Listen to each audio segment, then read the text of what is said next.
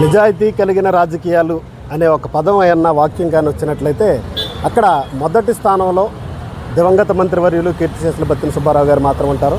ఎందుకంటే 6 సార్లు ఎమ్మెల్యేగా 2 సార్లు మంత్రిగా చేసినప్పటికీ కూడా ఎక్కడా ఎటువంటి చిన్న అవినీతి మచ్చ కూడా లేకుండా అత్యంత నిజాయితీపరుడుగా ఆయన చూపినటువంటి రాజకీయ లౌక్యం కానీ లేదా చాణుక్యం కానీ లేదా అత్యంత నిజాయితీగా కలిగినటువంటి ఆ విధానం కానీ ఇది ప్రస్తుత రాజకీయ నాయకులందరికీ కూడా తెలియజేయాల్సిన విషయం. ఎందుకంటే ఒక చిన్న గ్రామ సర్పంచ్ పదవి కోసం అనేక అవినీతి దారులు తొక్కేటువంటి ప్రస్తుత సామాజిక పరిస్థితుల్లో ఉప ముఖ్యమంత్రి పదవి ఇస్తామని చెప్పి ముఖ్యమంత్రి గారే స్వయంగా ఇంటికి వచ్చి బతిలాడుతున్నప్పటికీ కూడా ఆయన నియోజకవర్గంలో ఓటు వేసిన ప్రజలకు నేను దూరం అవ్వకూడదని నేను తీసుకోవట్లేదని చెప్పి నిరాకరించిన వ్యక్తి.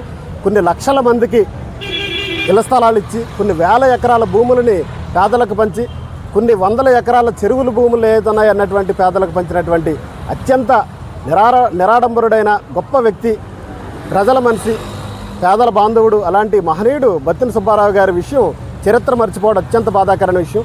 అలాగా చరిత్ర మరుగు చేసినటువంటి మహనీయులు ఎవరైతే ఉన్నారో వాళ్ళందరినీ కూడా ఈ సమాజానికి తీసుకువచ్చి నీతి నిజాయితీతో కూడినటువంటి రాజకీయాలు ఎలా ఉండాలో ప్రస్తుత రాజకీయ నాయకులకు తెలియజేయాలన్న ఒక మహోన్నతమైన లక్ష్యంతో స్వతంత్ర జనతా పార్టీ రిపబ్లిక్ ఆధ్వర్యంలో ఈరోజు రాజమండ్రిలో ఆయన 92వ జయంతి కార్యక్రమాన్ని ఇక్కడ నిర్వహించడం జరిగింది. ఈ యొక్క కార్యక్రమానికి విచ్చేసినటువంటి మహిళలకి కానీ పెద్దలకు కానీ యువకులకు కానీ ప్రతి ఒక్కరికి పేరు పేరున జేబీములు తెలియజేసుకుంటాం. ఈ యొక్క కార్యక్రమాన్ని ముందుకు తీసుకువెళ్ళడం కోసం సహకరించినటువంటి మీడియా వారికి కూడా ప్రత్యేక ధన్యవాదాలు. గ్రామానికి ఒకరిని చెప్పిన, ఒక కుటుంబానికి ఒకరిని చెప్పిన, గ్రామానికి కాదు కుటుంబానికి ఒకరిని చెప్పిన మొత్తం పేర్లు సెలెక్ట్ చేసి ఎన్ని కుటుంబాలు ఉన్నాయి, పేద కుటుంబాలు ఒక 200 ఉన్నాయా, 100 ఉన్నాయా, 150 ఉన్నాయా, ఆ పేర్లన్నింటినీ సెలెక్ట్ చేసి వాళ్ళందరినీ పిలిచి సొసైటీ అప్లికేషన్ మీద ఏలుముద్రలు ఆయన వేయించేసి ఒక సొసైటీని ఆయన తయారు చేసి ఆ సొసైటీ పేరు మీద అక్కడ 200 ఎకరాల చెరువు ఉందా, 500 ఎకరాల చెరువు ఉందా, 300 ఎకరాల చెరువు ఉందా అని పక్కన పెడితే గ్రామంలో ఉన్న చెరువులన్నీ కూడా ఆ గ్రామంలో ఉన్న నిరుపేదలకు ఇచ్చేశారు. అలా ఇచ్చే క్రమంలో ఎంత పెద్ద పెద్ద గొడవలు జరిగినాయంటే ఈ చెరువులు మళ్ళీ ఈ ఎస్సీలకి బీసీలకి పేదలు ఎవరైతే ఉన్నారో లేకపోతే వీళ్ళు పాడు చేసేస్తారో లేకపోతే చేపలు చంపేస్తారో లేకపోతే నీటిని పాడు చేస్తారని చెప్పి ఎన్ని రకాల ఇబ్బందులు గురి చేసిన అన్నిటిని ఎదిరించి ఆ సొసైటీల పరిధిలోకి చెరువులు తీసుకొచ్చి ఆ సొసైటీలను గ్రామాల్లో ఉన్న పేదలకు అప్పచెప్పి ఈ రోజుకి కూడా మనం గ్రామీణ ప్రాంతాల్లో ఎక్కడికైనా వెళ్తే ఏదైనా చెరువు మీకు కనపడిందంటే అది పేదలకు సంబంధించిన ఫిషర్మెన్ సొసైటీ చెరువే.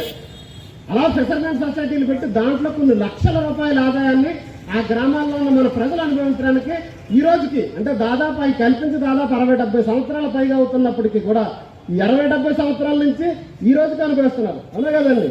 ఇప్పుడు ప్రెసిడెంట్ గారే కదా ప్రతి 3 సంవత్సరాలకు ఒకసారి లేకపోతే 2 సంవత్సరాలకు ఒకసారి ఎన్నికలు జరుగుతా మన వాళ్ళందరూ దాంట్లో ఓట్లు వేసుకొని గెలిపించుకుంటా ఈ రకంగా ముందుకు తీసుకెళ్లే పరిస్థితి వచ్చింది.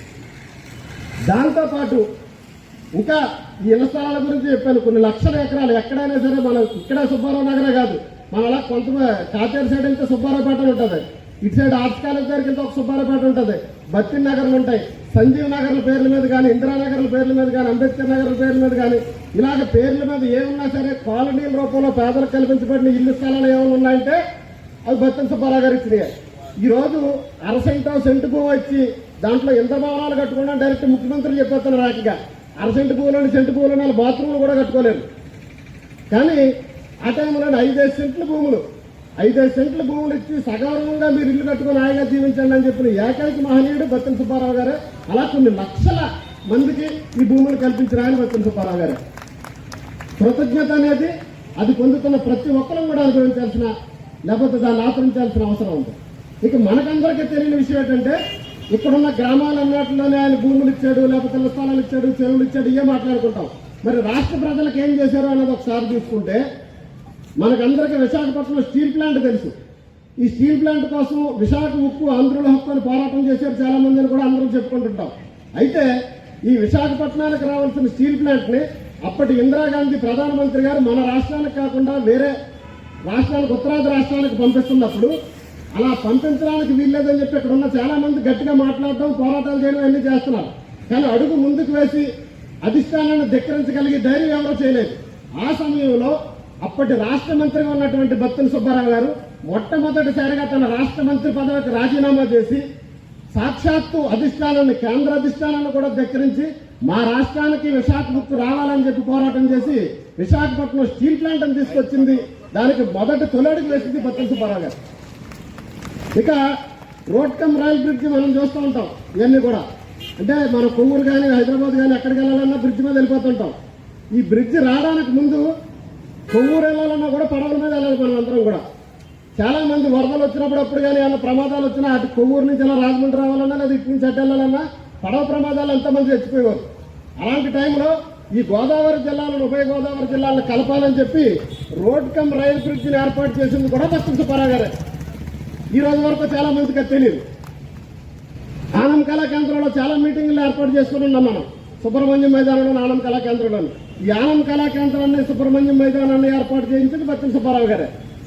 రాష్ట్రంలో ఉన్నటి మన గోదావరి జిల్లాలో ఉన్నటువంటి ప్రజలందరూ కూడా అప్పుడు టెలిఫోన్లు ఉండి, ఇప్పుడు సెల్ ఫోన్లు వచ్చినాయి కానీ ఈ టెలిఫోన్లు ఉండే టైంలో అందరికీ కూడా ఇది అందించాలని చెప్పి సంచార భవన్ అనేది నిర్మించింది కూడా బత్తిన సుబ్బారావు గారి టైంలోనే.